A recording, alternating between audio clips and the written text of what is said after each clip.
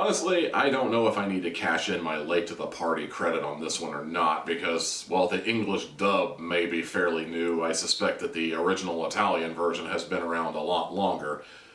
Maybe it hasn't been on Netflix necessarily, but I don't know.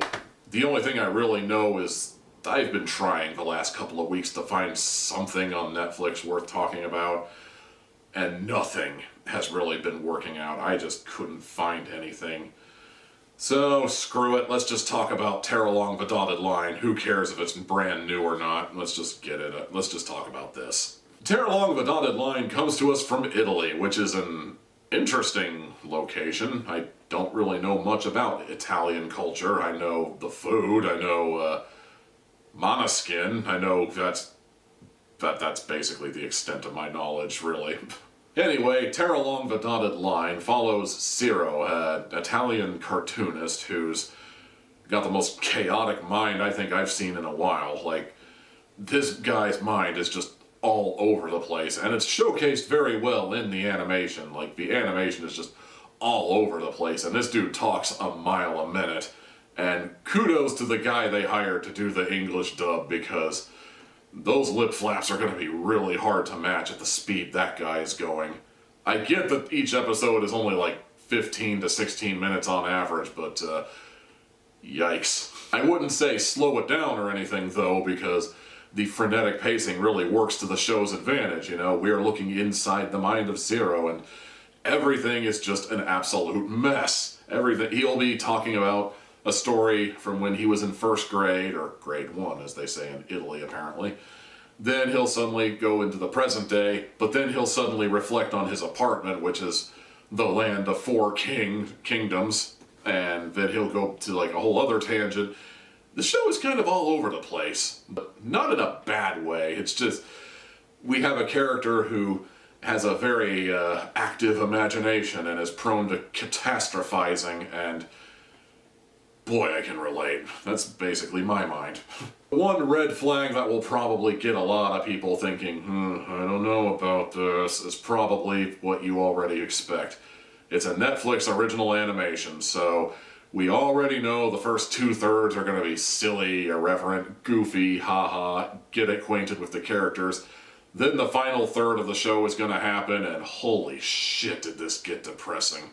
It's a phenomenon I personally refer to as bojacking, when a show decides to get you introduced to the characters and presents itself as kind of lighthearted, tee-hee-hee, maybe a little gross, maybe a little adult, but mostly harmless, right up until the last third of the show when suddenly everything becomes super serious, we're not joking anymore, something comes along that makes everybody depressed and sad, and holy shit, is this even the same show? And you'd think in 2022, people would be able to steel themselves and, you know, just be all like, nice try, you're not gonna depress me, I can see the twist coming, something sad's gonna happen. But goddammit, Tear Along the Dotted Line found a way to sneak its way in and just, oh god, how did I not see that coming? Oh, my entire day is ruined. The thing I find interesting is that there's only one voice actor the entire show. Like, the entire show is from Zero's perspective, but the guy who's voicing Zero also voices all his friends. He voices Sarah, he voices the other guy whose name I'm blanking out on, but he's always like, you want to go get some ice cream?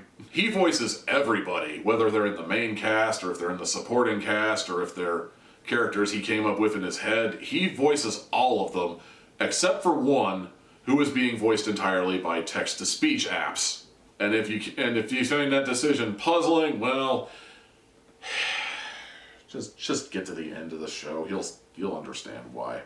The show is only 6 episodes long, and with each episode clocking in at about 15 to 16 minutes on average, it'll go by fairly quickly. It is a very quick show, but quick doesn't necessarily mean bad. In fact, I actually liked this show a lot. I felt it was very well paced, despite its time limit. I felt like the message he wanted to get across was gotten across very well. I thought that even though everybody is all voiced by the same person for about the majority of the show, they all have their distinct personalities and they all have their unique dynamic, and it works perfectly. I think that this is a very well-made show.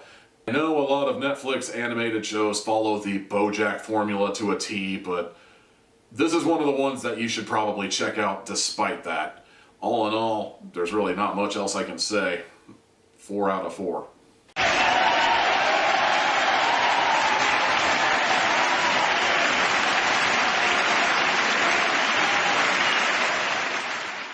Here in 2022, I'm genuinely amazed anybody, let alone myself, still falls for this.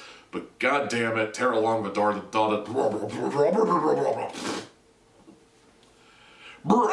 I'm just gonna do the whole review in nonsense talk.